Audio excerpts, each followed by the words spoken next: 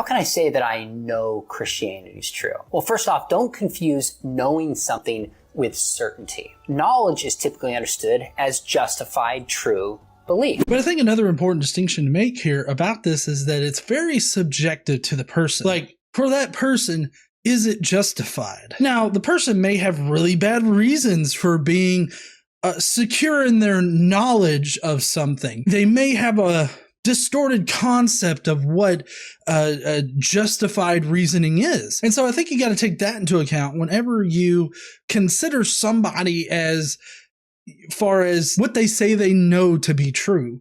Because I do agree with Sean here that knowledge or saying that somebody knows something does not necessarily mean that they are correct about it or that they have absolute certainty. So this is all very subjective here as far as knowledge goes. So, considering that Sean is a Christian, he feels like he knows that Christianity is true. I wonder what justifies the belief in Christianity to him.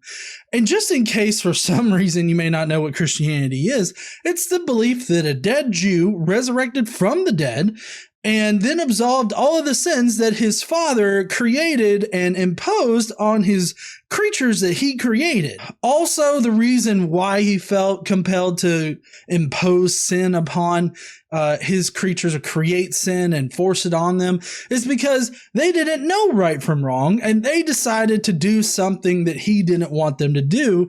And so that kind of doesn't make sense.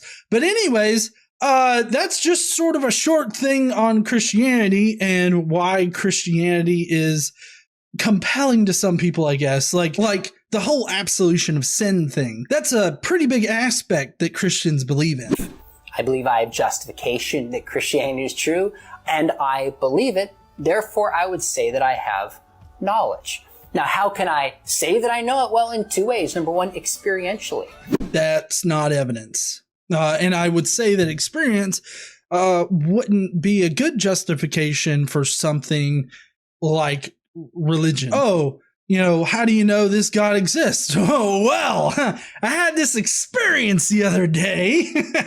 It's a hell of an experience. So anyways, this Jesus dude appears to me on this road. He's like blasting lights out from behind him. And he comes up looking all like Galadriel on a bad night saying, "Why for you persecute us?" And I was like, holy shit, I shit my pants. And then I was like, I praise you instead. I will give my life towards you. That's not the general experience. I was kind of describing Paul's experience there. But my point is that experience is not exactly the best evidence, especially when you're considering the supernatural. I do really believe that the Holy Spirit can directly speak to somebody's heart. How? How can it speak directly to somebody's heart? Exactly. I don't understand what that means. The Holy Spirit speaking to your heart. For one thing, the heart is just an organ, but I get that he means the metaphorical heart. So I guess I'm just woefully ignorant of the whole concept that the Holy Spirit can speak to you. Because it seems to me that everybody that thinks the Holy Spirit speaks to them are just manifesting these messages and then attributing that to the Holy Spirit just because they think that's what the Holy Spirit would say. Is there any way that we can empirically test for this holy spiritual messaging system that Sean is talking about? He talks about it being experiential. So my guess is that anybody outside of himself can experience what he's experienced. So how can this be a good piece of evidence or even be a good justification for believing in anything if you can't empirically show that it actually happened? Second, I look at the evidence. I think the evidence that God exists, from the cosmological argument, the beginning of the universe, fine-tuning, existence of consciousness, morality, beauty. Whoa, wait a second right there. He added a new one. We've already covered the other ones and how those are insufficient for, a God belief, because the answer to all of those is like, what caused the universe? God did it!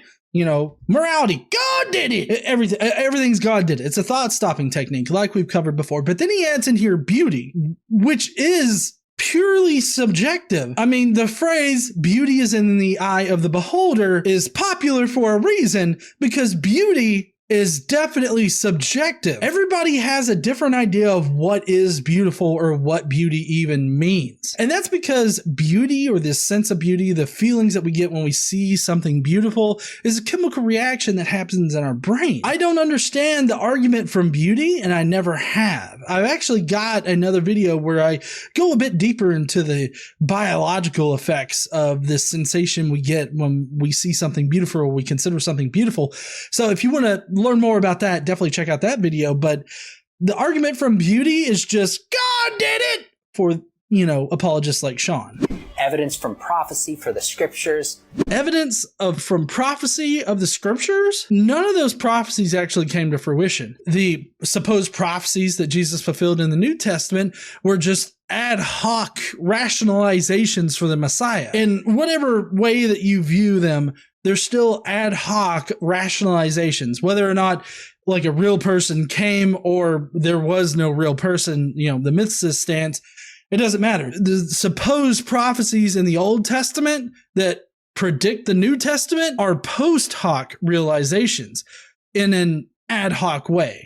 Etc. The resurrection. The resurrection is not evidence. The resurrection only occurs in the Gospels, in the Bible technically, and that's the claim. And now you have to back that claim up with corroborating evidence. Y'all don't have any. At least no empirical corroborating evidence. And this empirical evidence could come in the form of like extra biblical writings or extra biblical testimony that attests to the fact that some dude resurrected from the dead.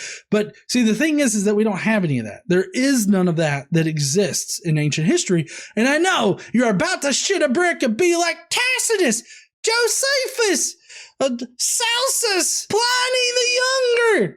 I get it. There are all of those people that mention Christians or the beliefs that Christians hold, but those are all writing 2nd century onward. They did not witness anything, nor did they get their information from eyewitnesses. They got their information from 2nd century Christians that were already indoctrinated into the faith. So those aren't external corroborating pieces of evidence.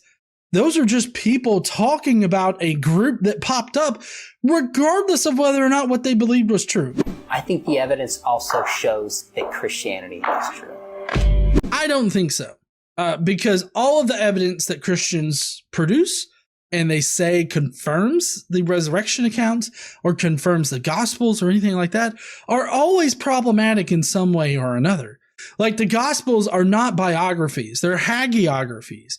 And the thing about hagiographies is that they uncritically present their central figure, and they're meant to sort of not deify, but really talk them up and make them look perfect and all this other stuff.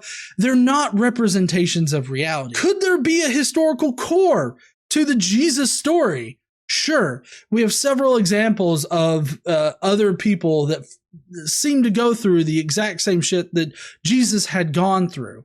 And not all in one person. They're like spread out. Like there's Jesus ben Ananias. He's got a whole narrative that seems to resemble a portion of the Passion narrative. And then, of course, there's the Old Testament that seems to have been used in order to generate a lot of the story of Jesus in the New Testament. So, I mean, we have explanations for all of that shit that are way more reasonable than Jesus resurrected from the dead. All right, next up is, does religion matter?